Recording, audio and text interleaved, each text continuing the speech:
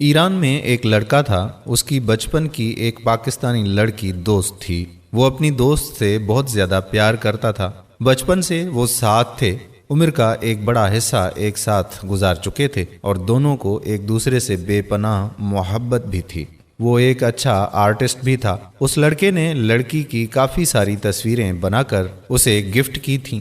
اس وقت وہ ایک کمپنی میں ایک آپریٹر کی حیثیت سے کام کر رہا تھا اور لڑکی کافی امیر خاندان کی تھی۔ اس کا مستقبل کچھ زیادہ روشن نہیں تھا، لیکن پھر بھی ایک امید کے ساتھ وہ دونوں ساتھ ساتھ بہت خوش تھے۔ ایک دن اس کی دوست نے کہا کہ وہ گھر والوں کے ساتھ واپس پاکستان جا رہی ہے اور پھر کبھی واپس نہیں آئے گی۔ اس نے یہ بھی کہا کہ ساتھ میں ان دونوں کا کوئی خاص مستقبل نہیں دیکھ رہی، تو اب سے ان دونوں کے راستے الگ ہیں۔ یہ خبر اس لڑکے پر قہر بن کر ٹوٹی۔ اس لڑکے کا دل ٹوٹ گیا۔ ابھی وہ صدمے میں ہی تھا اور سوچ رہا تھا کہ کیا کیا جائے۔ پھر اسے معلوم ہوا کہ وہ اسے چھوڑ کر پاکستان جا چکی ہیں، لیکن جب وہ اپنے ہوش و حواس میں واپس آیا تو کچھ عرصہ تو صدمے میں رہا۔ آخر اس نے خود کو سنبھالا۔ اس نے دن رات محنت شروع کر دی۔ پہلے اس نے پاکستان جانے کی ٹھانی، لیکن کچھ وجوہات کی وجہ سے نہ جا سکا۔ اس نے اپنا دماغ اور طاقت کچھ بننے میں لگا دیا۔ کوشش کر کے آرمی جوائن کر لی، لیکن قسمت نے ساتھ نہ دیا اور کچھ وجوہات کی وجہ سے اسے آرمی سے نکال دیا گیا۔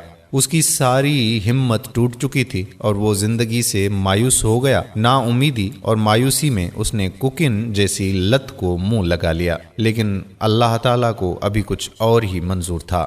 اسی دوران اس کا بچپن کا ایک دوست انگلینڈ سے پڑھائی مکمل کر کے واپس آیا تو جیسے رحمت کا فرشتہ بن کر آیا ہو، اور آخرکار اس نے اسے ڈھونڈ لیا۔ اس سے اس کی حالت دیکھی نہ گئی اور اس نے اس کا مکمل علاج کروایا اور پھر سے جسمانی طور پر زندگی کی طرف لوٹ آیا۔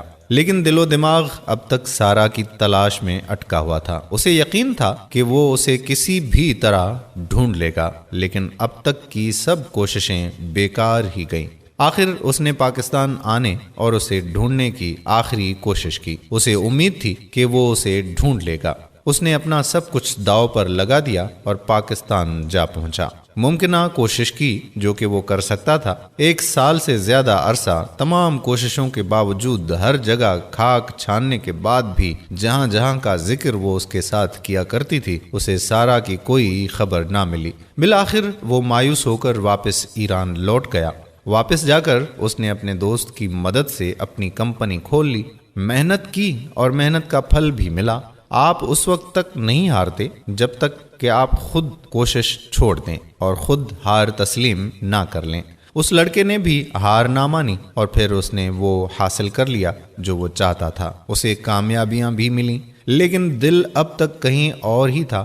وہ اپنی ہر کامیابی کا جشن اس کے ساتھ منانا چاہتا تھا۔ اس دوران بھی اس نے اسے ڈھونڈنے میں کوئی کسر نہیں چھوڑی تھی، لیکن اب تک بس ایک امید ہی تھی کہ وہ اسے ڈھونڈ لے گا۔ لیکن ہر پل اسے اس کی یاد، اس کے ساتھ گزارا ہوا ہر پل اسے اذیت دیتا تھا۔ زندگی جیسے رک سی گئی تھی۔ رات کو اکیلے رونا اس کا معمول بن گیا تھا۔ اسے یہ بھی معلوم نہ تھا کہ وہ کس حال میں ہے۔ لوگوں کے سامنے روز ہمت بنتا، مسکرا لیتا، لیکن کم ہی کوئی جان پاتا کہ اس مسکراہٹ کے پیچھے کتنے غم اور آنسو، اذیتیں چھپی ہوئی ہیں۔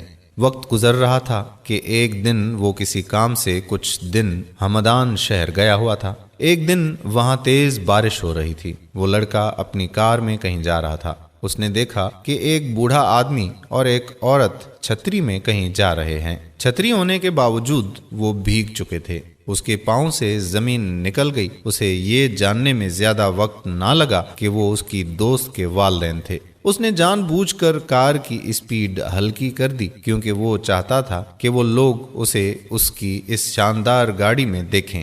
وہ چاہتا تھا کہ انہیں پتہ چلے کہ وہ اب ایسا ہی غریب نہیں رہا ہے۔ اب اس کی اپنی کمپنی ہے، کار ہے اور سب کچھ اس کے پاس ہے۔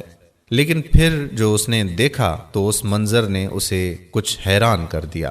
وہ لوگ ایک قبرستان کی طرف جا رہے تھے۔ وہ لڑکا اپنی گاڑی سے اترا اور ان کے پیچھے چل دیا۔ اس نے دیکھا کہ ایک قبر پر اس کی دوست کا نام لکھا ہے اور اس کے والدین کے ہاتھ میں اس کے دوست کی تصویریں تھیں۔ اس کے لیے تو دنیا جیسے رک ہی گئی تھی۔ اس نے دیکھا کہ اس کی بنائی ہوئی تصویریں جو کہ اس نے اس کو بنا کر دی تھیں اس قبر کے برابر میں رکھی ہیں۔ اس کے والدین نے اسے دیکھ لیا تھا۔ پہلے تو صدمے میں اس سے کچھ بولا ہی نہیں جا رہا تھا، پھر پاگلوں کی طرح دھاڑے مار مار کر رونے لگا۔ اس لڑکے نے روتے روتے پوچھا کہ یہ سب کب ہوا؟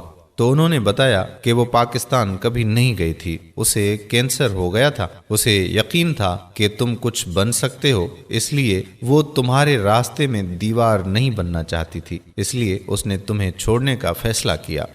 کبھی کبھی اگر کوئی آپ کو ویسے پیار نہیں کرتا جیسے آپ چاہتے ہیں تو اس کا یہ مطلب ہرگز نہیں ہوتا کہ وہ آپ سے پیار ہی نہیں کرتا۔ اس نے اپنے والدین سے کہا تھا کہ اس کے مرنے کے بعد یہ تصویریں اس کی قبر کے برابر میں رکھ دیں، کیونکہ اگر کسی دن قسمت تمہیں یہاں لے آئے تو تم اس کے سچے پیار کو سمجھ جاؤ گے۔ اس کی محبت جسے وہ در بدر ڈھونڈ رہا تھا، وہ 3 سال پہلے ہی مٹی میں دفن ہو کر اپنی محبت کا اظہار کر رہی تھی۔ آج اس کی تلاش ختم ہو گئی تھی۔ آج اس نے اپنی محبت کو ڈھونڈ لیا تھا۔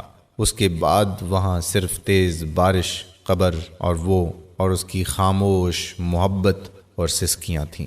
جیسے جیسے رونے کی آوازیں اونچی ہوتی، بارش تیز ہو جاتی۔ شاید بارش کو کسی بات کا احساس تھا۔ کسی کو یاد کرنے کا دردناک طریقہ یہ ہوتا ہے کہ آپ اس کے برابر میں بیٹھ جاؤ، یہ جانتے ہوئے بھی کہ نہ آپ اس کو پا سکتے ہو اور نہ ہی اسے کبھی دیکھ سکتے ہو۔ زندگی میں انہیں وقت دیں جو آپ کے لیے اہم ہیں۔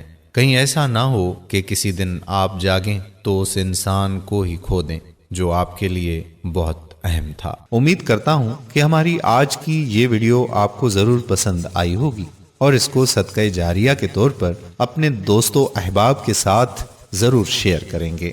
اگر آپ نے ابھی تک ہمارا پیج پیارا اسلام لائک نہیں کیا تو ابھی سے لائک کر کے فالو کر دیجئے اور ساتھ ساتھ ہمارے یوٹیوب چینل پیارا اسلام کو بھی سبسکرائب کر دیجئے تاکہ ہم ایسی مزید معلوماتی اور دلچسپ ویڈیوز آپ تک پہنچاتے رہیں۔ جزاک اللہ خیرہ۔ السلام علیکم ورحمۃ اللہ وبرکاتہ۔